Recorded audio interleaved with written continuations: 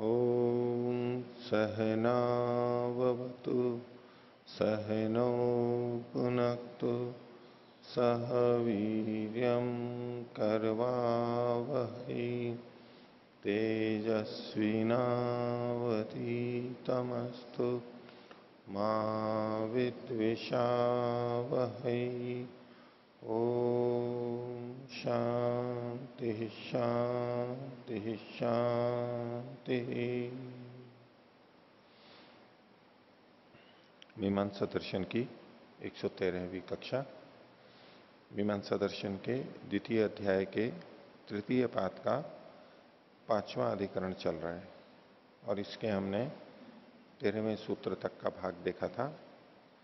ऐसे वाक्य जो द्रव्य और देवता से युक्त हैं, जिनमें द्रव्य का नाम है, देवता का नाम है, वो वाक्य वो यागांतर हैं, ये यहां पर सिद्ध किया जा रहा है। जो कुछ वाक्य लिए हैं, पूर्व पक्षी का कहना था कि ये केवल संस्कार हैं, अर्थात कर्म तो पीछे प्रकृति जो आ रहा है उसी कर्म के अंतर्गत ये गुण की विधियां हैं, ये संस्कार कर्म है। दूसरा पूर्व पक्षी था, एक देशी व्यक्ति था, उसने कहा कि ये पूर्व कर्म के गुण विधियां संस्कार कर्म तो है नहीं, नए कर्म है, लेकिन यावद उक्त हैं, जितने यहां कहे गए बस उतना ही करना है। वो कोई पूरा याग और वो सारी चीजें प्रकृति से ला करके करें और बड़ा कुछ करें, ऐसा नहीं है। बस जितना लिखा है उतना ही है। इसके ऊपर अब सिद्धांती आगे बात को रखेगा। तो पिछले पाठ में से किन्हीं को पूछना है, पूछें। हाँ, पृष्ठ संख्या 561, भाष्य की ऊपर से दूसरी पंक्ति, विधायका अभावात एको अपि अर्थो न शक्यते विधातुम। ये स्पष्ट नहीं हुई जी, क्या कहना चाह रहे हैं? पहली पंक्ति के अंत से पढ़ रहे हैं ना? पहली पंक्ति के अंत से। हाँ जी।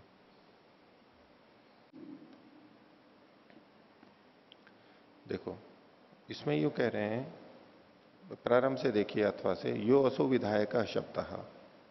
इसमें विधायक शब्द क्या है? आलभेत।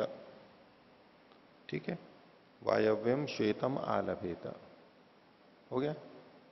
अनरभ्यतीत ये वचन जो है, इसमें आलभेत ये विधायक शब्द है। तो यो असो विधायक शब्द, जो आलभेत और निर्वपेत भी ले लीजिए, दोनों एक ही बात है। जो विधायक शब्द है, स लक्षितव्योपयुक्त, लक्षित से उपयुक्त है। जो लक्षितव्य है, जो लक्षित करने योग्य है, उससे जुड़ा हुआ है। लक्षित क्या किया जा रहा है? मूल वचन में आइए 558 पे, वायव्यम श्वेतम आलभेता भूति काम। इसको जोड़ दिया यदि दर्शपूर्ण मास के वाक्य ईशानम आलभेता से, तो ईशानम आलभेता में जो आलभेत है उसको लक्षित करने में ये जुड़ गया है। यदि आलभेता, ठीक है, उसको लक्षित करने में जुड़ जाएगा यदि ऐसा है तो। अगर ये उससे जुड़ गया, लक्षितव्य कौन है? ईशानम आलभेता, और ये लक्षण लक्षित करने वाला है आलभेता। यदि ये उससे जुड़ जाता है तो विधायक अभावात। अब ये जो वायव्यम श्वेतम आलभेता में आलभेत है, ये विधायक तो रहा नहीं, ये तो अनुवाद हो गया। किसका? उसको लक्षित कर रहा है, ईशाम आलभेता को। तो ये विधायक तो रहा नहीं, तो इसके लिए कहना है विधायक अभावात। ये चूंकि अब विधायक नहीं रहा, तो अब इसके द्वारा किसी की भी विधि नहीं की जा सकती।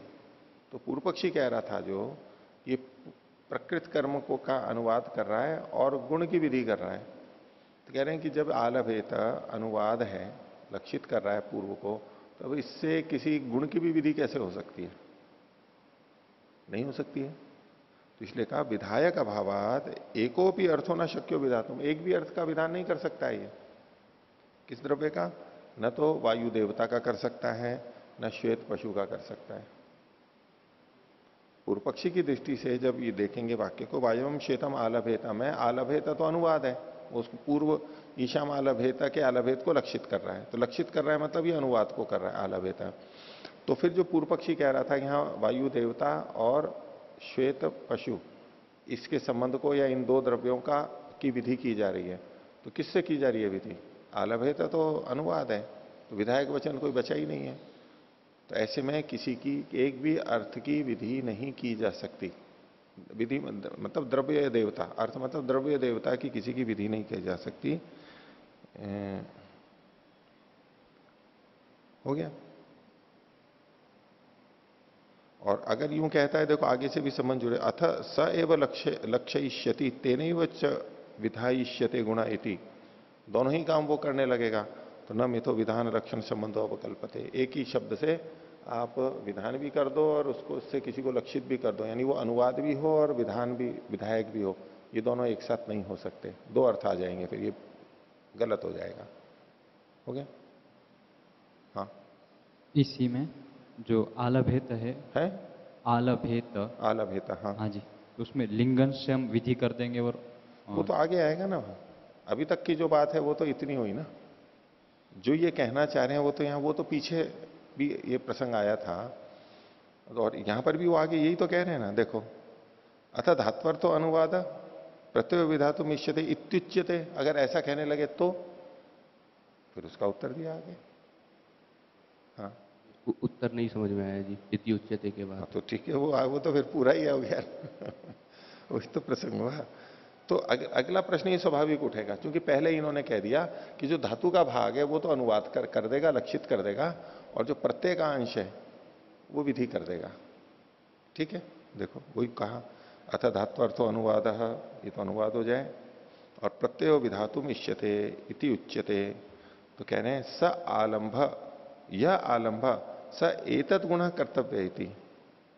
इसका अर्थ क्या मिलेगा कि जो आलंभ है, जो आलंभ है, लब धातु है ना, उस वो किसी को संकेतित कर रही है, लक्षित कर रही है, तो कह जो आलंभ है उसको लक्षित करेगी ना। जो आलंभ है, जो पहले कहा गया था, यह आलंभ वह स एतत् गुण का कर्तव्य है। प्रत्यय तो कर्तव्य शब्द से आ रहा है, एतत् गुण का मतलब यहां इस वायु देवता और श्वेत पशु, इन गुणों से युक्त करना चाहिए, कर्तव्य इति।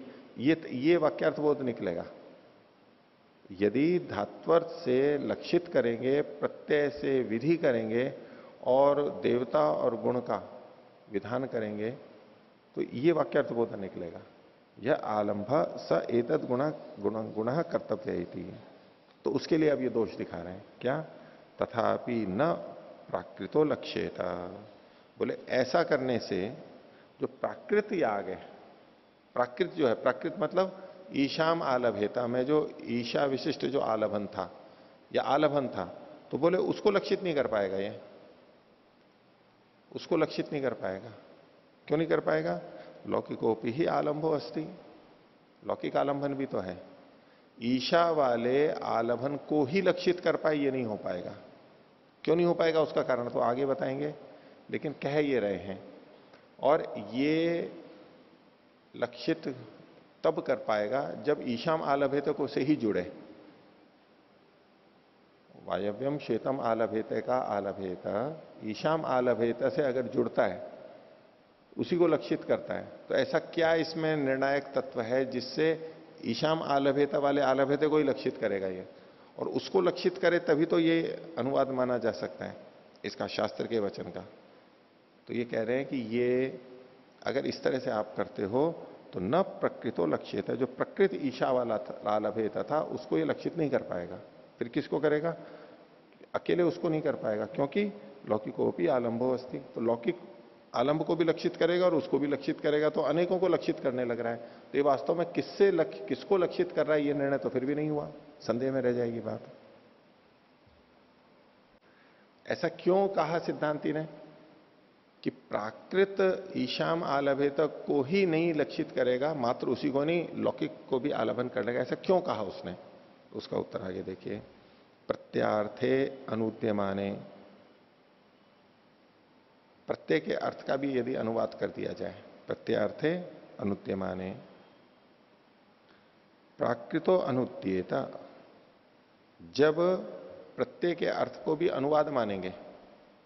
अभी तो पूर्व पक्षी ने समाधान करने के लिए कह दिया था ना कि प्रत्यय को तो विधि मान लेंगे और धात्वंश जो है, धातु वाला जो भाग है वो अनुवाद करने वाला हुआ, यानी प्रत्यय अंश वो विधि करने वाला नहीं हुआ। प्रत्यय जो है हाँ, वो प्रत्यय है, वो विधि करने वाला हुआ, लेकिन प्रत्यय के अर्थ को भी यदि हम अनुवाद माने, ये दूसरे ढंग से कह रहे हैं अभी बात को, तो प्राकृतो अनुद्यत, प्राकृत कब अनुवाद करेगा? जब प्रत्यय के अंश को भी अनुवाद मानेंगे। क्यों ऐसा? तो उसके लिए उत्समाधान ये है कि जिस समय धात्वंश लभ धातु आलभ ये कहेगा, तो ये आलभ मात्र को कहेगा। तो दो तरह के आलभन हैं।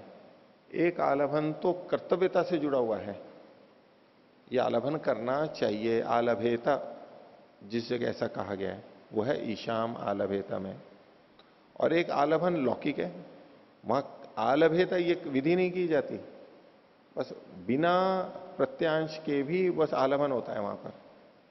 ईशाम आलभेता में जो लभ धातु है और प्रत्यय का अंश है, वो प्रत्यय का अंश आलभ के कर्तव्यता के साथ जुड़ा हुआ है श्रुति से। एक ही पद है ना, समानाभिधान श्रुति है, समान पद श्रुति है। तो अब ये जो वायव्यम शेतम आलभेता, इसमें जो आलभेता है, इसमें लभ धातु के साथ में कर्तव्यता तो जुड़ी हुई है नहीं, केवल आलभन है। तो आलभन, ये आलभ शब्द, आलभ धातु किस किस को गृहित करेगा? कर्तव्यता से युक्त आलभ को भी गृहित करेगा, और बिना कर्तव्यता वाले जो आलभ है लौकिक, उनको भी गृहित करेगा। कर्तव्यता से युक्त जो आलभ है वो है ईशाम आलभेता, क्योंकि उसमें प्रत्यय उससे जुड़ा हुआ है। और लौकिक जो आलभन है वो कर्तव्यता वाला लिंग तो वहां पर शब्द है नहीं, वो तो वैसे ही आवश्यकता के अनुसार कर लेता है व्यक्ति। तो जब यहां पर अर्थ करते हुए हम आलभ को ही केवल लक्षितव्य के साथ जोड़ेंगे, तो चाहे इति कर्तव्यता वाला हो चाहे बिना इति कर्तव्यता वाला हो, दोनों से जुड़ जाएगा वो। तो दोनों से जुड़ेगा तो लौकिक से भी जुड़ जाएगा। इसलिए इन्होंने कहा कि लौकिकोपि ही आलंबो अस्ति। अब ये सिद्धांति आगे ये बता रहा है कि सिद्धांति है, ये जो द्वितीय पूर्व पक्षी है, पूर्व पक्षी प्रथम पूर्व पक्षी का खंडन कर रहा है कि प्रकृत आलभन के साथ ये कब जुड़ सकता है? मात्र प्रकृत आलभन के साथ ही जुड़े, ऐसा कब हो सकता है? प्रकृत आलभन कैसा है? प्रकृत आलभन में कर्तव्यता भी जुड़ी हुई है, यानी प्रत्यय भी जुड़ा हुआ है, लिंग भी जुड़ा हुआ है। तो जब ये वाला आलभेता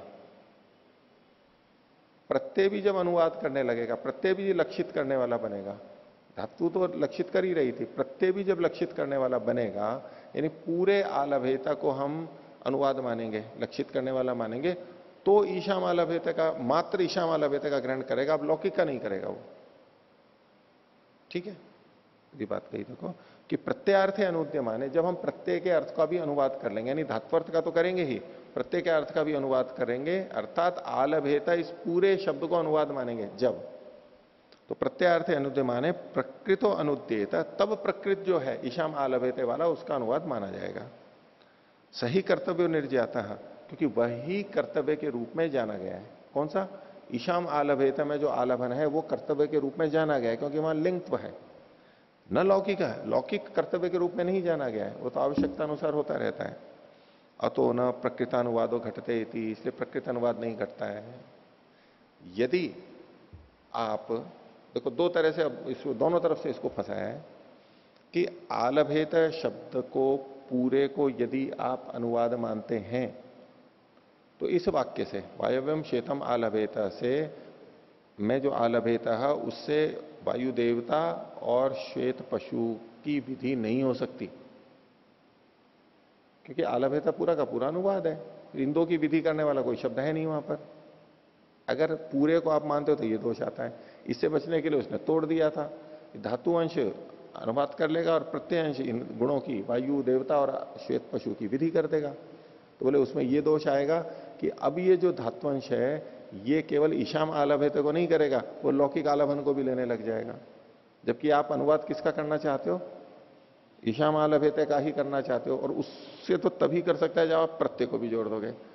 तो दोनों तरफ से दोष दिखा दिया। इसलिए ये अनुवाद पश्य अतो न प्राकृत अनुवादो घटते, प्राकृत अनुवाद चाहे पूरा आलभेत को अनुवाद मानो तो भी नहीं घटता है, यानी प्रकृति और प्रत्यय दोनों को, और केवल धात्वंश को मान करके करो तो भी नहीं घटता है, इसलिए अनुवाद नहीं है। ये खंडन कर दिया। बोलो। किंतु पीछे एक जगह आया था कि उसमें लिंगन से विधि कर रहे थे और धात्वर्थ से अनुवाद कर रहे थे। हाँ, तो वहां पे भी ऐसी शंकाएं टूट सकती थी। उस स्थल को देखेंगे ना, अगर उसमें ऐसा है तो। यहां जो का है वो मैंने आपको बताया। मेरी समझ से तो वो पृष्ठ 475 है।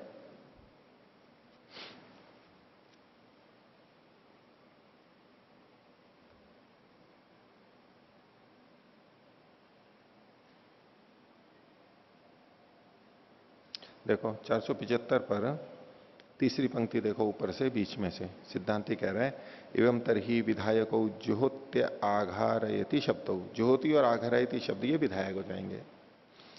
तो पूर्व पक्षी कहता है कस्य तरही अनुवाद, तो धात्वर्थ से इति ब्रूमा, धात्वर्थ का अनुवाद है यहां पर। यदि विधायको पूर्वमेव विहिते स्वार्थे किमर्थम पुनरुच्चेता, वाक्यार्थो यस्तम विधातुम इति अदोष है तस्मात् कर्मांतर चोदने। तो यहां उस तरह की बात कैसे घटेगी? पीछे से और देख सकते हैं, सत्यमेव एतत् अविधीय मानस्तु कुतो गम्यते इति प्रमाणम अस्य नावगम्यते असति प्रमाणे व्यामोह इति। देखो इसको पीछे से और देखिए, 474 में पूर्व पक्षी कहता है यदि जुहोती इति अनुवाद, जुहोती अनुवाद है तो केने इदानीम गुणों विधीयते, गुण किससे विहित किया जा रहा है? ये वो कब उसी तरह का प्रश्न है जैसे हम अभी देख रहे थे। तो कहते हैं दधी शब्द न इतिमा हो जाता है। दधी शब्द को तो बोलना मत आप, दधना तो वो तो बिल्कुल ही बेतुका हो जाएगा। तो सिद्धांति कहता है ननु इदानी में वो वाक्यात गुण व्यापारो गम्यते इत्युक्तम, गुण का व्यापार वाक्य से पता लगता है, बताया था। पूर्व पक्षी कह रहे सत्यम एवं एतत्, लेकिन अविधीय मानस्तु को तो गम्यते, वाक्य से पता लग रहा है, लेकिन उसका विधान तो किसी न किसी से होना चाहिए। अगर विधान नहीं हो रहा है तो कैसे जाना जा रहा है? इति प्रमाणम अस्य नावगम्यते, क्योंकि विधायक नहीं है इसलिए इसका कोई प्रमाण नहीं है। और असति प्रमाणे व्यामोह स्यात्, प्रमाण नहीं है तो वो भ्रांत दर्शन होगा। तो इस पे सिद्धांति कह रहा है एवं तरही विधायक जुहोति आघारयति शब्द। तो इनमें जो हु धातु और धा धातु नहीं, आघार घ्री घ्री घ्री धातु री आच्छादन है, क्षरण है, घी क्षीर्ण दीप्त उच्च। हाँ, तो ये जो धातु है, ये जो दो धातुएं हैं ये ही विधायक हो जाएंगे, यानी धात्वंश को विधायक कह दिया। तो आप कहते हैं कि कस्य तरही अनुवाद, तो कहा धात्वर्थ से इति, धात्वर्थ का अनुवाद होगा। यदि विधायको पूर्वम एव विहिते स्वार्थे, धात्वर्थ तो पहले कह ही दिया गया है, तो किमर्थम पुनरुच्यते, फिर क्यों कहा जा रहा है? तो कहते हैं वाक्यार्थो यस्तम विधातुम इति अदोष है, जो वाक्य का अर्थ है उसको विधान करने के लिए किया गया है। तो इसमें प्रत्यय के द्वारा किसी का विधान किया जा रहा है, ये तो बात नहीं आई ना।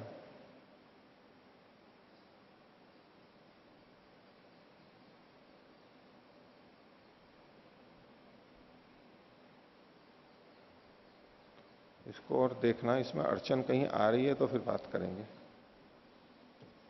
ठीक है, 475 मैं और देख लूंगा। उस दृष्टि से यहां कोई अड़चन आनी तो नहीं चाहिए।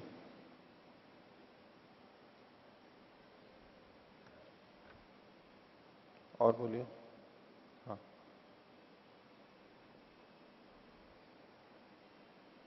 पृष्ठ संख्या 858, 558। हिंदी व्याख्यायाम विशेष नीचित अधस्तात् द्वितीय पंक्ति।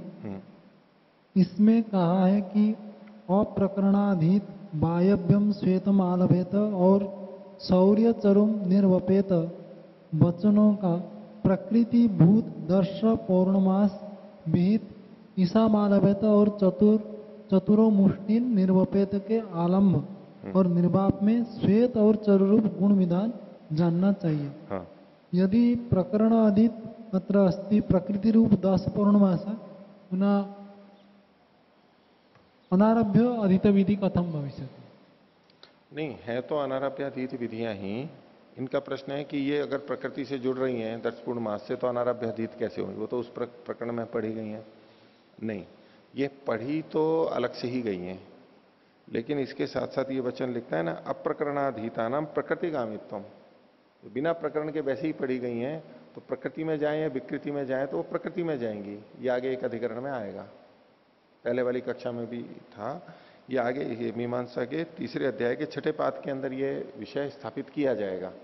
उनका क्या करें, तो प्रकृतिगामी होंगी, प्रकृतिगामी होंगी, तो ये सब जगह नहीं जाएंगी, केवल प्रकृतिगामी होंगी। लेकिन प्रकृतिगामी होंगी इससे ये नहीं मतलब होता है कि ये किसी प्रकरण में पढ़ी गई हैं। इनकी कुछ ना कुछ व्यवस्था तो करनी पड़ेगी। वहां हेतु इनका इस तरह का है कि ये जो अनरभ्याधीत विधियां हैं कहीं अलग से पढ़ी गई हैं, तो प्रथम अर्थ ये जाएगा कि जहां जहां आवश्यकता है वहां सब जगह चली जाएंगी। ये जहां जहां आवश्यकता है वहां सब जगह चली जाएंगी। तो सब जगह कहां जाएंगी, प्रकृति में भी जाएंगी और विकृति में भी जाएंगी, दोनों में जाएंगी ना। प्रकृति और विकृति दोनों में जाएंगी। तो चलो प्रकृति में भी चली गई, विकृति में भी चली गई। अब प्रकृतिवत विकृति कर्तव्य ये और वाक्य है साथ में, तो यही बात विकृति में पहले से पहुंच गई थी और प्रकृति के समान विकृति करनी चाहिए, तो प्रकृति से भी यहां पर आने लगेगी। तो दो बार करने से कोई मतलब नहीं है, इसलिए इसको प्रकृति में पहुंचा दो। विकृति में तो प्रकृति से ही चली जाएगी, जहां जहां आवश्यक है वहां चली जाएगी। ये इन्होंने शैली अपनाई है।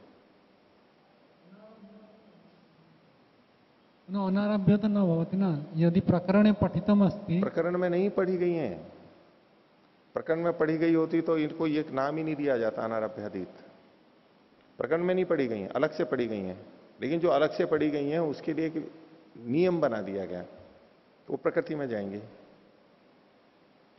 अगर कोई लावारिस धन मिलता है जमीन में गढ़ा हुआ, और वैसे ही घड़ा मिल गया सोने का इत्यादि, उसका मालिक कौन होगा, सरकार। जिसके खेत में मिला है, जिसके खेत में मिला है सरकारी जमीन में है, तब तो ठीक है सरकार का ही होगा। और जिसके खेत में मिला है सर्वकार से वो भवति सरकार का होता है ना वो, तो वो सरकार को जाए या जनता को जाए, तो सरकार को चला जाता है बस। जिसका कोई मालिक नहीं होता है वो किस, उसका मालिक सर्वकार, सरकार उसकी मालिक होती है। अब उससे फिर जनता में चला जाता है। सरकार का पैसा भी जो है वो जनता के लिए लगता है, तो बढ़ जाएगा जनता में, जैसे भी लगता है वहां चला जाएगा वो। अत्र तो एक एव सर्वकारः तदर्थम बाधा न उत्पद्यते, परंतु तत्र तो बहवः प्रकृतयः भवन्ति। नहीं, मूलतः दर्श पूर्णमास सबकी प्रकृति है, 10 पूर्णमास सबकी प्रकृति, उसमें चला जाएगा। इसीलिए 10 पूर्णमास का इन्होंने उदाहरण लिया है। ज्योतिषोम सोमयाग की प्रकृति है, लेकिन उसकी भी प्रकृति 10 पूर्णमास ही है। 10 पूर्णमास सबकी प्रकृति है, इस माँ की माँ है तो अनारभ प्रकृति की प्रकृति है ये अंत तो गत्वा। यानी 10 पूर्णमास में जो बातें कही गई हैं, कुछ बातें अब ज्योतिषोम में वो कुछ चीजें नहीं गई है, लेकिन सोमयागों की प्रकृति तो ज्योतिषोम है।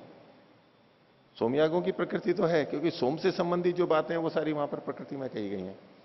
इसको आगे वैसे ये प्रकृति विकृति का विषय आता है, तो मैं एक उदाहरण जो ध्यान आ रहा है वो बोलता हूं। पिछली बार भी शायद यही दिया था कि किसी को रोटी बनानी है, तो रोटियां तो कई तरह की बनती हैं, रोटी भी बनती है और पराठा भी बनता है सादा। तो रोटी बनाना वो सबकी प्रकृति है। सादा जो रोटी है ना, सबसे पहले सादा रोटी बनानी आ जाएगी। लोया लेंगे, आटा उसनेंगे, लोया बनाएंगे, बेलेंगे, ये सारी की सारी चीजें पराठा करने में भी बनती है ना। तो किसी को रोटी बनानी आती है, अब पराठा बनाना बताते हैं तो उसको ये भी बताते हैं कि आटा उसनोगे, फिर लोया लेोगे, फिर बेलोगे। जो जहां तक वो रोटी बनाने की बात है वहां तक वैसी की वैसी है। अब अतिरिक्त चीजें आएंगी, भाई उसमें थोड़ा इतना सा बेल के फिर अंदर घी तेल लगा के फिर उसको पलट देते हैं, फिर बेलते हैं, और तवे पे जब सेकते हैं तो घी तेल जो भी डालना है वो डालते हैं उसमें। रोटी में नहीं डालते, रोटी में वैसे ही करते हैं। तो जो अतिरिक्त चीज है वो बता दी गई। तो जो मूलभूत चीज थी रोटी बनाने के लिए, सादा रोटी बनाने के लिए जो जो आवश्यक था वो तो हो गई प्रकृति। अब पराठे की बात हुई तो जो अतिरिक्त चीजें हैं वो बता दी। अब वो वहां पराठा बताते समय अतिरिक्त ही चीजें बताई जाएंगी, उसका ये मतलब नहीं है कि रोटी बनाने की जो जो चीजें थी वो वहां नहीं आएंगी, जो आवश्यक है वो सारी वहां पर आ जाएंगी। चकला बेलन भी चाहिए, ये सब चीजें वहां पराठा बताते समय चकला बेलन नहीं बताया गया है, वो तो रोटी बनाने वाला से ही आ जाएगा। यहां केवल अतिरिक्त चीजें बता दी गई हैं। अभी मेरी बात पूरी नहीं हुई। ये तो सादा उदाहरण हुआ। अब कहें कि आलू का पराठा कैसे बनाना चाहिए? मसाले वाला, यानी भर करके जो बनाया जाता है वो कैसे बनाना चाहिए? वो कैसे बनाना चाहिए? तो उसकी प्रकृति बनेगी पराठा, न कि रोटी। सादा पराठे की प्रकृति तो बनी रोटी। अब ये जो भरवा आलू डालो, चाहे मूली डालो, चाहे बेसन डालो, चाहे गोभी का पराठा हो, जो भी कुछ हो, ये जो भर करके जो पराठे बनाए जाते हैं इसकी प्रकृति क्या होगी? सादा पराठा। अब वो केवल इतना बताया जाएगा कि जब आप करके वो अंदर भर के और बस उसको कर दो। तो इस तरह से ये दर्शपूर्ण मास, ये तो सबकी प्रकृति है। अब जो भरवा पराठा बना है, रोटी बनाना भी उसकी प्रकृति माना जाएगा और सादा पराठा भी इसकी प्रकृति माना जाएगा। तो ऐसे दर्शपूर्ण मास तो सबकी प्रकृति है और सोमयागों की प्रकृति ज्योतिषों में। ऐसे तो ये केवल उसमें ही लो, दर्शपूर्ण मास में ही लो। मैं जो बोल रहा था पिछली कक्षा में कि भाई जहां भी ये चला जाएगा, जो जो भी प्रकृति है, इसको आप दर्शपूर्ण मास में ही लीजिए और फिर बाकी सब में तो अपने आप चला जाएगा। भाई हमारे को पूरे आश्रम में पानी पहुंचाना है और टंकी में पानी पहुंचा दो, पूरे मोहल्ले में पानी पहुंचाना है, टंकी में पानी पहुंचा दो, टंकी से फिर सब जगह चला जाएगा, घर घर में। और हमारे घर की टंकी में पहुंच गया तो हमारे घर के सब नलों में और सब जगह अपने आप चला जाएगा। तो प्रकृति में पहुंचा दिया इसको इन्होंने, अनारभ्याधीत को प्रकृति में पहुंचा दिया। प्रकृति से विकृति में जहां जहां जाना है वहां सब जगह चला जाएगा। यदि प्रकृतिना सह संबंध अस्ति तो अनारभ्याधीत विधि न कथितुमर्हति, तत्रैव प्रश्न भवति। देखो उसको मैं वैसे बोल चुका हूं, फिर से एक बार और अंतिम बार बोल देता हूं। दर्शपूर्ण मास का शीर्षक लगा करके जो विवरण दिया गया है उसमें ये नहीं पढ़े गए। और विकृति याग जो तरह तरह के हैं, ज्योतिषोम हो या कोई भी हो, राजसूय हो, इष्टियां हो, पुत्रेष्टिय जो हो, जो भी कुछ हो, उन सबको शीर्षक बना करके जो वर्णन दिए गए हैं वहां इनको नहीं पढ़ा गया, इन वचनों को। इसलिए ये अनारभ्याधीत हैं, लावारिस हैं, लावारिस बच्चों की तरह से हैं। ठीक है, ये किसके, ये कहां जाएंगी, कहां लगेंगी? शास्त्र में तो पढ़ी गई हैं तो कहीं ना कहीं तो लगनी चाहिए, तो सब जगह जाएंगी। व्याकरण की दृष्टि से देखो आप, वैसे ही जो परिभाषा प्रकरण में परिभाषाएं दी गई हैं, अब अलग अलग प्रकरण आ रहे हैं। कृत का प्रकरण आ रहा है, तद्धित का आ रहा है, समास का आ रहा है, स्वर प्रकरण आ रहा है, और भी जो भी संधि समास के जो जो भी अलग अलग प्रकरण आ रहे हैं, तो ये कहां कहां जाकर के लगेंगी? ये उन प्रकरणों में से तो कहीं पढ़ी नहीं गई हैं। और उन प्रकरणों में जो विशेष बातें लिखी गई, मान लो तद्धित प्रकरण में लगने वाली कोई परिभाषा है, वो तद्धित प्रकरण में पढ़ी गई, वो कहां लगेगी? केवल तद्धित में ही लगेगी। कृत प्रत्यय की जो परिभाषा है वो कृत प्रत्यय में ही लगेगी, कृत प्रत्ययों के सूत्रों में ही लगेगी। ये आप स्वर प्रकरण में भी बहुत देख सकते हैं कि मान लो उदात्त या जो भी स्वर प्रकरण है उससे संबंधित कोई बात नियम आए तो वो वहीं लगेगा, सब जगह नहीं लगेगा। और मान लो पाणिनि ने शुरू में ही परिभाषा प्रकरण में कुछ परिभाषाएं पढ़ दी हैं, वो कहां जाएंगी? वो किसी विशेष प्रकरण में तो नहीं पढ़ी गई है ना। अब वो उसको नाम ही परिभाषा प्रकरण दे दिया, वो एक अलग बात है। लेकिन जो अन्य प्रकरण है उनमें कहीं नहीं पढ़ी गई है किसी विशेष प्रकरण में, वो सब जगह लगेंगी, सब जगह प्राप्त होंगी। तो ये अनारभ्याधीत विधियां हैं, लावारिस हैं, ऐसे ही कहीं पड़ी हुई हैं, वो सब जगह प्राप्त होने लग रही थी। उसको एक अधिकरण बना के निश्चय किया कि इसको प्रकृति में डाल दो, सब जगह अपने आप पहुंच जाएंगी। अगर सब जगह डालोगे तो सब जगह अपने आप भी पहुंची भी रहेगी और प्रकृतिवत विकृति कर्तव्य इस चोदना से भी वहां सब जगह प्राप्त होगी, तो दो दो बार प्राप्त होने लगेगी। इसलिए अच्छा ये है कि प्रकृति में डाल दो बस।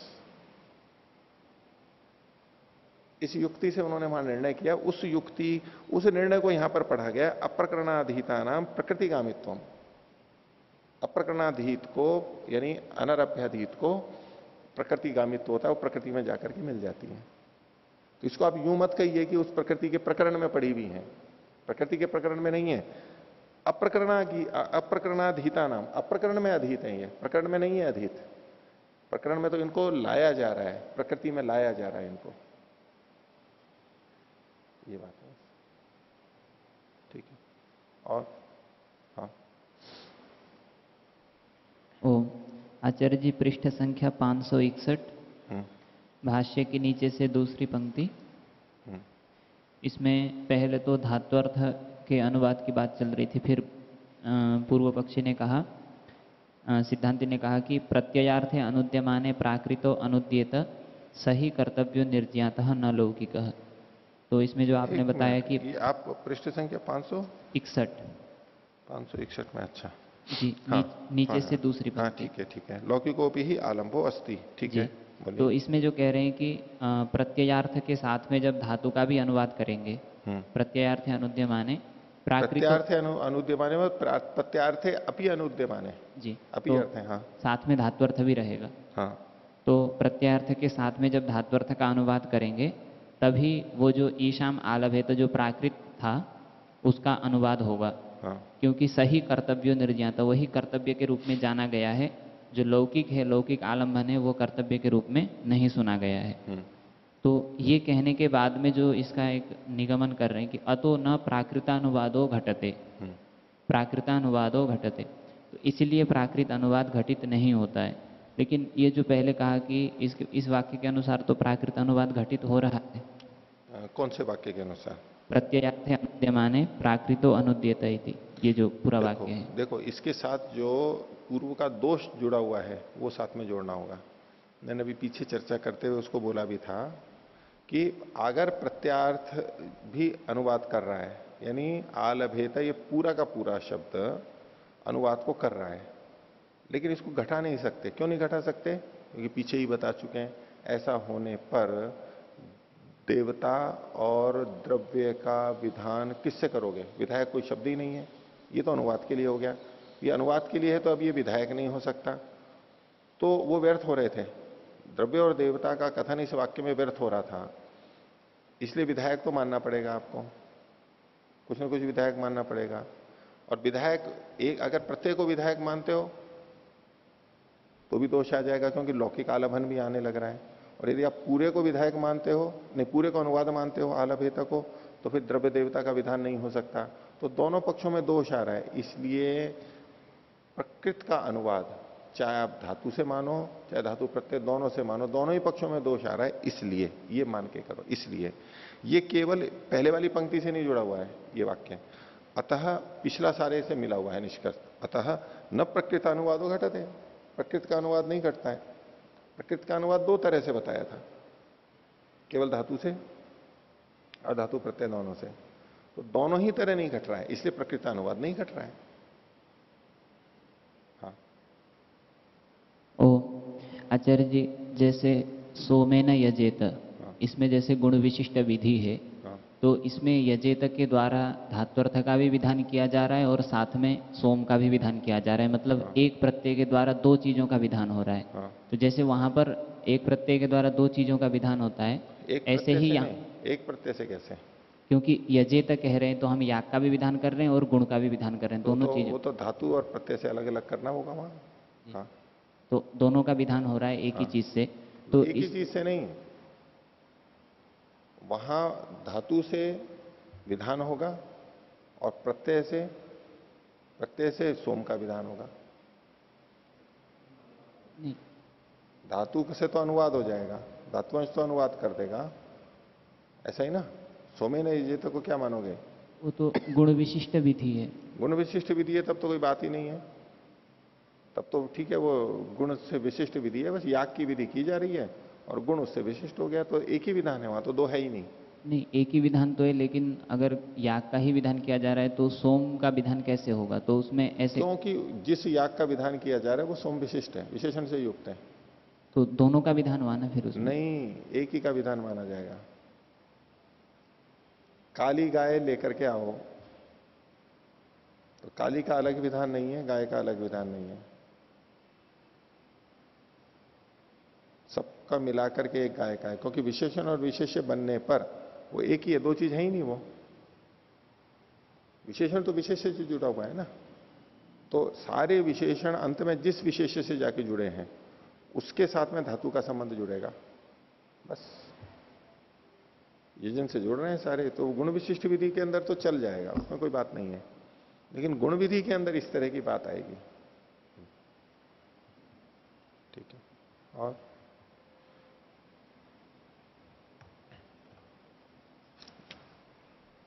एक सुबह जो पूछा था रविशंकर जी ने, पृष्ठ संख्या 539 539 ऊपर से तीसरी पंक्ति भाष्य की, तस्मात् न प्रयोग दर्शनात् उभौ अपि राज राज्य शब्दौ जाति परिपालनाभ्याम नित्य संबद्धौ इति उपगंतव्यम अभ्युपगंतव्यम। राजा और राज्य शब्द जाति और परिपालन से नित्य संबद्ध नहीं है, ये बात यहां पर कही थी। नित्य संबंध नहीं है यदि प्रयोग को देखा जाए तो, लौकिक प्रयोग को देखा जाए तो।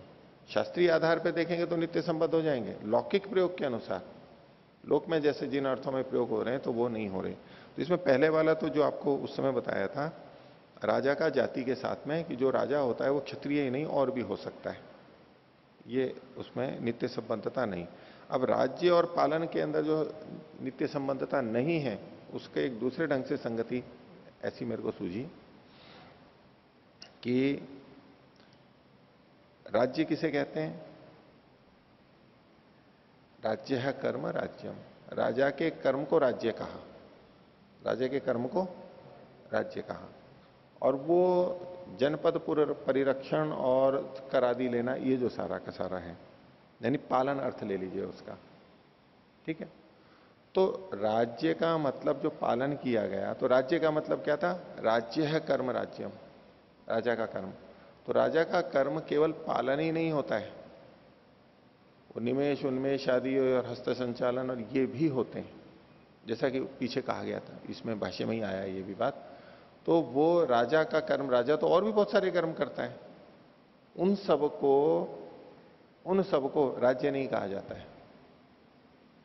तो अगर आप यही परिभाषा लेते हो कि राजा का कर्म, तो राजा के कर्म तो दूसरे भी होते हैं। सिद्धांति ने जो दोष दिखाया था उसमें तो पूर्व पक्षी ने भी दिखाया था, बोले ये दोष तो आपके भी इसमें आ रहा है, विचार को तो वहां भी प्राप्त हो रहा है। तो इस तरह से ये नित्य संबद्धता को यहां जो लिखा हुआ है भाष्य में के अनुरूप है, इस तरह भी देख सकते हैं यहां पर। ठीक है, समझ में आई बात? उन्मेष निमेष से परिपालन अर्थ कैसे आएगा? मतलब नहीं आएगा, राज्य शब्द से उन्मेष निमेष अर्थ आएगा। राजा का कर्म तो राजा के कर्म उन्मेष निमेष भी होते हैं, इसलिए तो हाँ, राज्य मतलब क्या? राज्य के कर्म को राज्य कहा गया था, यही तो अर्थ था। तो पालन भी कर्म है उसका, और अपने व्यक्तिगत कर्म, निमेष उन्मेष, सांस लेना छोड़ना, ये भी उसके अपने कर्म हैं, तो वो भी राजा के कर्म हैं। तो राजा का कर्म जो राज्य है वो परिपालन के साथ नित्य नहीं जुड़ा हुआ है, उसी को ही कहने में, उसी को ही कहता हो, दूसरों को भी कह देगा वो। अगर आप इस तरह से जाएंगे तो एक और संगति का मैंने प्रयास किया, वो आपके सामने रखा, विचारनीय है फिर भी। यद्यपि ये जो सारी बात कह रहे हैं ना, ये प्रयोग दर्शन के ऊपर निर्भर है, प्रयोग में जैसा देखा जाता है। ये जो अभी मैंने उत्तर दिया, इसमें शास्त्रीय बात जुड़ी हुई है, राज्य है कर्म राज्यम, ये व्याकरण की बात यहां पर जुड़ गई। पर अगर इस तरह भी देखना चाहें थोड़ा, लेकिन प्रयोग के आधार पर जितना है वो तो मैंने आपको पीछे जो पिछली कक्षा में बताया था, केवल प्रयोग के आधार पर देखना है तो प्रयोग के आधार पर देखना है तो राज्य शब्द केवल परिपालन में ही नहीं आता, उसके अलावा केवल शासन करने में, दूसरों के शोषण करने में, दबा के रखने में, उसको भी राज्य करना कहते हैं। वो शासन कर रहा है, राज्य कर रहा है, पालन नहीं कर रहा है वो। पालन मतलब तो एक अच्छे अर्थ में आता है ना, वो अच्छे अर्थ में नहीं है, वो बहुत शोषण कर रहा है, बहुत शोषण कर रहा है जनता का। तो अब इसको परिपालन तो नहीं कहेंगे ना, प्रजा त्रस्त है, उसके लिए जो आवश्यक है वो चीजें हो नहीं रही हैं, जो सुविधाएं मिलनी चाहिए वो हो नहीं रही हैं, उससे पैसा बहुत ज्यादा लिया जा रहा है। तो ये पालन अर्थ में नहीं हुआ ना। लेकिन राज करना तो उसको फिर भी कहते हैं, राज्य तो उसको फिर भी कहते हैं, पालन न होते हुए भी कहते हैं। केवल लौकिक रूप से देखना चाहें तो ये अर्थ कटेगा। तो नया पाठ देखिए, पृष्ठ संख्या 562। तो हमने पीछे दो सूत्र जो देख लिए इस अधिकरण के, पूर्व पक्षी और एक पक्षी, एक देशी। तो द्रव्य देवता से जो युक्त वाक्य हैं उसकी यागांतरता को बताने के लिए अब 14वें सूत्र में सिद्धांति कह रहा है, यजतिस्तु द्रव्य फल भोक्तृ संयोगात एतेषाम कर्म संबंधात। यजति, ये तो यजन है, ठीक है, ये याग है। क्यों? द्रव्य फल और भोक्तृ का संयोग होता है यहां पर। संयोग होने से द्रव्य के अंदर हव्य सामग्री भी आ गई और देवता भी आ गया, और फल, उससे जो फल मिलने वाला है, और भोक्तृ मतलब उस फल का जो भोगने वाला है, याग का कर्ता या तो भोक्ता, एक ही बात है। एतेषाम कर्म संबंधात, इनका कर्म के साथ में संबंध होने से, ये सब कर्म के साथ में जुड़े हुए हैं। ये जो द्रव्य फल भोक्तृ का जो संयोग है ये कर्म के साथ में जुड़े हुए हैं, इसलिए ये याग है। भाष्य देखिए, यदुक्तम, जो आपने कहा था। अब ये सिद्धांति एकदेशी पूर्व पक्षी को कह रहा है, दूसरे पूर्व पक्षी को बात रख रहा है, पहले वाले को नहीं। पहले वाले के बारे में तो दूसरे वाले ने बोल दिया था, अब ये दूसरे वाले को बोल रहा है। क्या? न प्राकृतयोर गुण विधि रीति एतत् गृहणी में। आपने जो कहा था कि यह प्रकृत कर्म की गुण विधि है, गुण विधि नहीं है, ये तो हम स्वीकार करते हैं। एतत् गृहणी में हम ग्रहण करते हैं, यानी स्वीकार करते हैं, आपकी बात ये तो मानते हैं। यत्तु उक्तम, लेकिन जो आपने ये कहा था कि आलंब मात्रम विधीयते निर्वाप मात्रम इति एतत् अपजानीमहे, केवल यहां पर आलंबन किया जा रहा है, निर्वाप मात्र किया जा रहा है, इसका हम खंडन करते हैं। यावद उक्तम जो कहा था उसने, इसका बोले हम खंडन करते हैं, इसका समर्थन नहीं करते। यानी उसकी आधी बात को माना है, आधी बात को नहीं माना है, ठीक है। यजीमति एते कर्मणि इति, ये जो कर्म है दोनों, ये यजन से युक्त हैं, यानी याग से युक्त हैं, स्वतंत्र कर्म है। कुतः, कैसे? तो सिद्धांति कहता है द्रव्य फल भोक्तृ संयोगात। ये जो हेतु दिया ये सूत्र का ही अंश है, बस जू का तू है, इसका भाष्य नहीं खुला है कुछ, तो आगे खोल रहे हैं। द्रव्य देवता संयोगात, ये जो द्रव्य फल भोक्तृ संयोगात में जो द्रव्य शब्द है उसको इन्होंने खोला है द्रव्य देवता संयोगात, यानी जो हवि है वो और देवता, वो उन दोनों का संयोग होने से। द्रव्य देवता संयोगो अत्र विधीयते भूति कामस्य ब्रह्मवर्चस कामस्य च। जो भूति की कामना, ऐश्वर्य की कामना रखता है, ब्रह्मवर्चस की कामना रखता है, ब्रह्म के समान ज्ञान की तेजस्विता की कामना रखता है, उसके लिए यहां पर द्रव्य और देवता का संयोग विहित किया गया है, विधान किया गया है। पूर्व पक्षी ने पूछा कथम, कैसे किया गया है? तो सिद्धांति कहता है न ही इदम एव उच्यते। बोले यहां केवल ये नहीं कहा जा रहा है, क्या? श्वेतम आलभेता, श्वेत का आलाभन करें। ये किस शैली से कथन किया है इसने? श्वेतम आलभेता को विपरीत अल्पविराम में ले लीजिए, क्योंकि पूर्व पक्षी इस ढंग से देख रहा था। पूर्व पक्षी उसको गुण विधि मान रहा था, संस्कार मान रहा था ना, गुण विधि, कुछ परिवर्तन विकार मात्र मान रहा था। तो उसमें तो श्वेतम आलभेता, आलभेता झुका तू आ रहा है, और वहां पर पशु को बदल के उसकी जगह, दूसरे की जगह ईशाम आलभेता की जगह श्वेतम आलभेता, ये केवल बदलाव किया गया, विकार किया गया। तो बोले यहां इस वाक्य में केवल ये नहीं कहा जा रहा है कि श्वेतम आलभेता इति।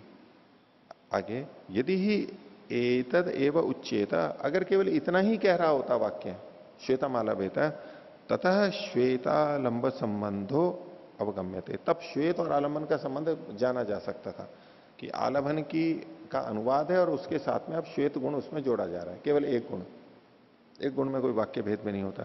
लेकिन यहां क्या है? यह ही श्वेतम वायव्यम आलभेद इत्युच्यते, श्वेतम से विपरीत अल्प विराम में लीजिए, आलभेता यहां तक। श्वेतम वायव्यम आलभेता, श्वेतम आलभेता इतना नहीं कहा है, श्वेतम वायव्यम आलभेता, तो वायु देवता वाले श्वेत को करे, तो दो चीजें हो गई यहां पर। तेना श्वेत वायव्य संबंधो विधीयते, यहां पर श्वेत और वायु इनके संबंध को कहा जा रहा है। यहां पर देखो कुछ जगह तो विधि के समय हम द्रव्य आदि का सीधा सीधा नाम लेते हैं। वायव्यम श्वेतम आलभेत, इसमें वायव्य शब्द यद्यपि श्वेत का विशेषण है, वायु देवता वाले श्वेत पशु का आलभन करें, विशेषण विशेष भाव है वायव्यम और श्वेतम के अंदर। हम दूसरे ढंग से कह देते हैं कि यहां पर श्वेत पशु की विधि है और वायु देवता का भी कथन हो गया, उसकी भी विधि है, दो चीजें हैं। लेकिन इसको एक अलग ढंग से यहां पर कहा जाता है, कई जगह आएगा बीच बीच में, कि यहां वायु देवता और श्वेत पशु, इनके संबंध को कहा जा रहा है, इन दोनों को नहीं, इनके संबंध को कहा जा रहा है। अब इसको लौकिक वाक्य में देख लीजिए, वैसे यहां भी उदाहरण दिया उससे देख लेते थे, नहीं तो वैसे भी कोई भी वाक्य ले सकते हैं। राम साइकिल से गांव को जा रहा है, ठीक है, हम राम को भी अलग से जानते हैं, साइकिल को भी अलग से जानते हैं, गांव को भी अलग से जानते हैं, जानने को भी अलग से जानते हैं, जाना हुआ है। तो फिर वाक्य किस बात को कह रहा है? हमारी जानी हुई बात को कह रहा है? नहीं, हम राम को जानते हैं कि राम तो 10 कर्म कितने भी कर्म करता है। अब वो जा रहा है तो उसके साथ जाने वाली क्रिया का संबंध जोड़ा गया है। अब कहां जा रहा है? गांव को भी जानते हैं, नगर को भी जानते हैं, तो उसके साथ ग्राम को जोड़ा है। तो राम की जो गमन क्रिया हो रही है वो गांव से संबंधित हो रही है, संबंध जोड़ा जा रहा है बस। फिर क्या कि राम साइकिल से गांव को जा रहा है, अब साइकिल को नहीं बताना है, साइकिल का राम से और जाने के साथ में संबंध जोड़ा जा रहा है, साइकिल को नहीं कहा जा रहा है, संबंध को कहा जा रहा है। ये दूसरी दृष्टि से कथन है। एक वचन में तो हम कह सकते थे, एक दृष्टि से संबंध शब्द को हटा दो, इसमें राम को कहा गया, राम के गमन को कहा गया, और वो साइकिल विशिष्ट, साइकिल से युक्त होते हुए गांव की तरफ है, ये कहा गया। तो हम सब कह सकते हैं इनको ही, अभी संबंध को नहीं जोड़ा है हमने।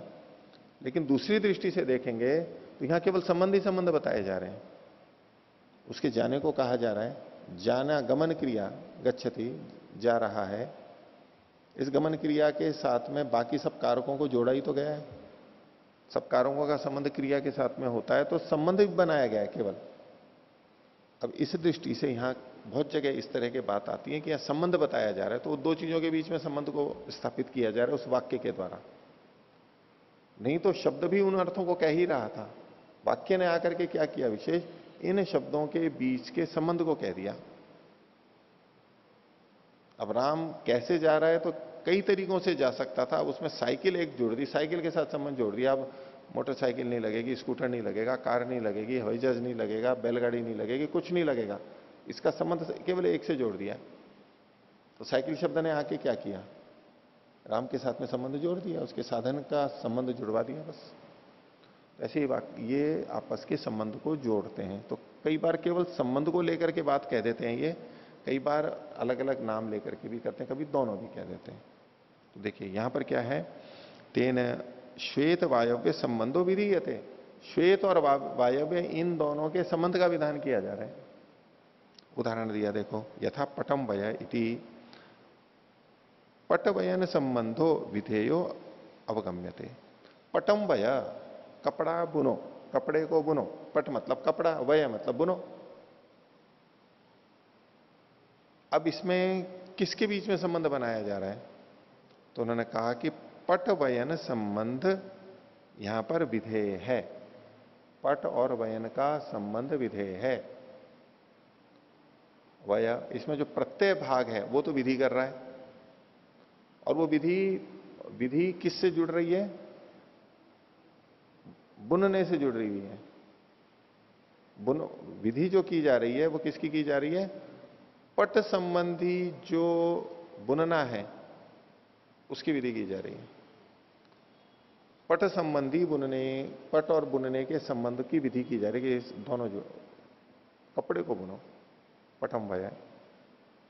आगे अब इसकी जगह वाक्य उन्होंने एक शब्द और जोड़ दिया, पटम दीर्घम भय।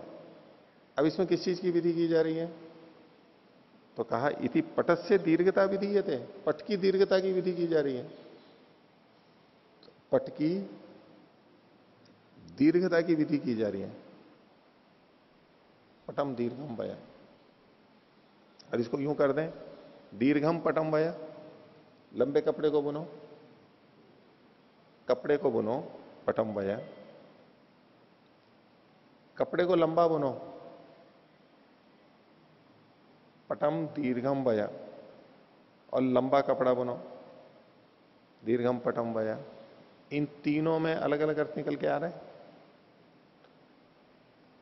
दीर्घम पटम वया, दीर्घम पटम वया और पटम दीर्घम वया, दोनों में क्या अंतर हुआ? एक में कहा जा रहा है लंबा कपड़ा बुनो, तब कपड़े के ही बुनने की बात कही जा रही है, लंबा उसके साथ साथ में जुड़ा हुआ है। लेकिन अगर कहा जा रहा है कपड़ा लंबा बुनो, अब ये लंबे पे जोर आ गया है। कपड़े के बुनने की बात गौण है, यहां पर लंबा, ये यहां पर विशेष कथन किया जा रहा है। विशेषण विशेष हम किसको किसके बना रहे हैं, कहां किस तरह से वाक्य का प्रयोग कर रहे हैं, उसमें उसकी प्रधानता पता लगती है वाक्य की। तो पट दीर्घम वय इति पट से दीर्घता विधीयते, दीर्घ शब्द प्रयोग, क्योंकि दीर्घ शब्द वहां पर पढ़ा गया है। एवं इहापि सौर्य वायव्य शब्द प्रयोगात, देवताओं के नाम की दृष्टि से एक में वायव्य है, एक में सौर्य है, सौर्यम चरुम। तो द्रव्य देवता भी संबंधो विधि विधेय इति गम्यते, द्रव्य और देवता का संबंध यहां विहित किया जा रहा है। इतर्था देवता शब्द है प्रमाद समामनाता इति गम्यता। अगर उस देवता के साथ संबंध नहीं जोड़ेंगे तो इन वाक्यों में जो देवता शब्द पढ़ा गया है वो प्रमाद पाठ है, व्यर्थ में पढ़ा हुआ है, ये जाना जाएगा। तो पूर्व पक्षी ने जो बात रखी थी ना, श्वेतम आलभेता, बोले यहां श्वेतम आलभेता इतनी मात्र विधि नहीं है, वायव्यम श्वेतम आलभेता, श्वेतम वायव्यम आलभेता, ये यहां पर विधि की गई है। तो श्वेत और वायव्य का संबंध जोड़ा गया है। तो अब जब ये वाक्य निकाला सिद्धांति ने, वायव्यम श्वेतम आलभेता, ये नया कर्म है, तो उसके ऊपर पूर्व पक्षी कह रहा है ननु अत्रापि श्वेतम वायव्यम कुर्यात तम च आलभेता इति अर्थद्वय विधानात भिद्यते एवं वाक्यम। बोले आपने मेरे वाक्य में वाक्य भेद का दोष बताया था, ये तो आपके भी बन रहा है, क्योंकि श्वेतम वायव्यम कुर्यात, श्वेत को वायु देवता से संबंधित करे एक बात, और तमच आलभेता और उसका आलभन करे, ये दो अर्थों का विधान तो हो रहा है, और दो अर्थ का विधान हो रहा है तो वाक्य भेद हो गया। सिद्धांत कह रहा है नेति ब्रूमा, ऐसा नहीं है। क्यों? न ही आलभेता इत्यस्य अयम अतिभारः, ये जो आलभेता शब्द है इसके लिए ये कोई कठिन बात नहीं है, इन दोनों को नहीं कह सकता हूं, वो दोनों को कह सकता है। वचन से नाति भार, यहां पर केवल आलभेतक पे केंद्रित है कि नहीं आलभेता इत्यस्य अयम अतिभार, क्या इसके लिए ज्यादा भारवान नहीं है कि यत द्रव्य देवता संबंधम पुरुष प्रयत्नम ब्रूयात, ये द्रव्य और देवता से संबंधित पुरुष के प्रयत्न को कह रहा है। आलभेता करे, तो करे में तो पुरुष प्रयत्न को ही तो कहेगा, ये कुर्यात पुरुष के प्रयत्न को कहेगा। वो किससे संबंधित है? द्रव्य और देवता से संबंधित है, पुरुष प्रयत्नम ब्रूयात। और तम च आलभेता इति अर्थ विशिष्टम, और जो पुरुष प्रयत्न है वो पुरुष प्रयत्न किससे विशिष्ट होगा? आलभन विशिष्ट होगा। द्रव्य और देवता से संबंधित पुरुष प्रयत्न होगा, लेकिन वो कैसा होगा? आलभन विशिष्ट होगा। है पुरुष प्रयत्न ही कुर्यात, पुरुष के प्रयत्न को ही की ही विधि की जा रही है, लेकिन वो कैसा हुआ? द्रव्य और देवता के संबंध को आलभन विशिष्ट कह रहा है।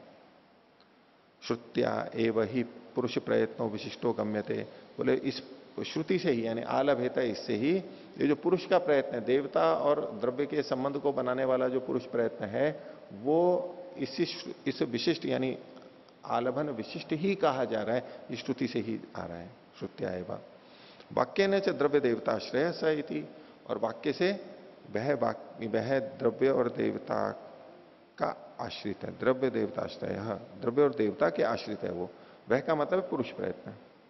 नात्र द्वाभ्याम वाक्याभ्याम प्रयोजनम, यहां दो वाक्य बनाने का प्रयोजन ही नहीं है, एक ही से सारा सिद्ध हो रहा है। उसके लिए अब उदाहरण दे रहे हैं, यथा रक्तम अश्वम योजय इति, लाल को, अश्व को, रक्तम अश्वम, दो शब्द हुए यहां पर, रक्तम मतलब लाल, अश्व मतलब घोड़ा, उसको योजय मतलब जोतो, उसमें रथ आदि में लगाओ।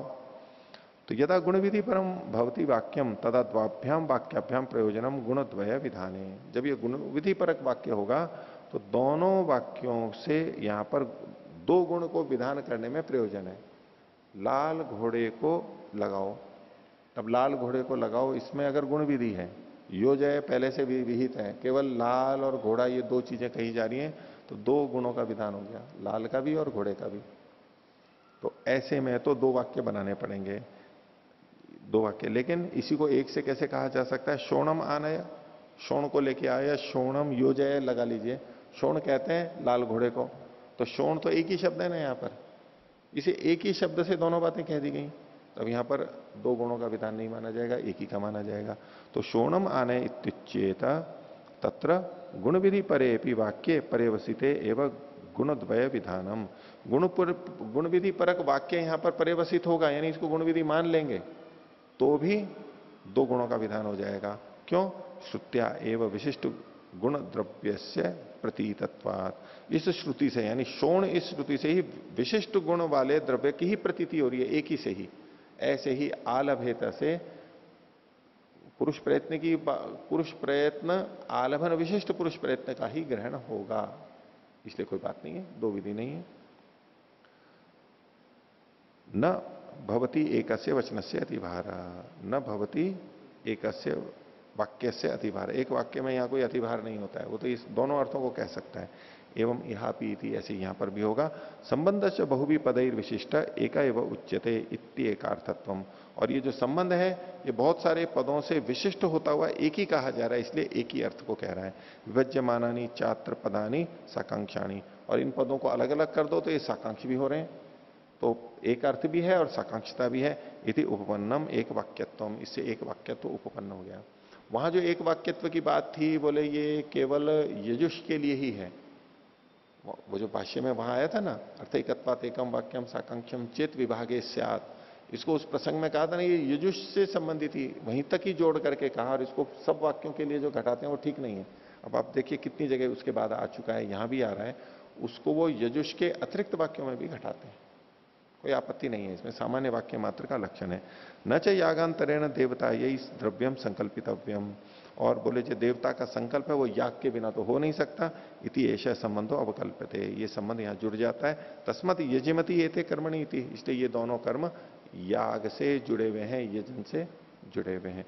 एक और सूत्र सिद्धांति की तरफ से होगा, इसको अगली कक्षा में देखेंगे। प्रणव ध्वनि।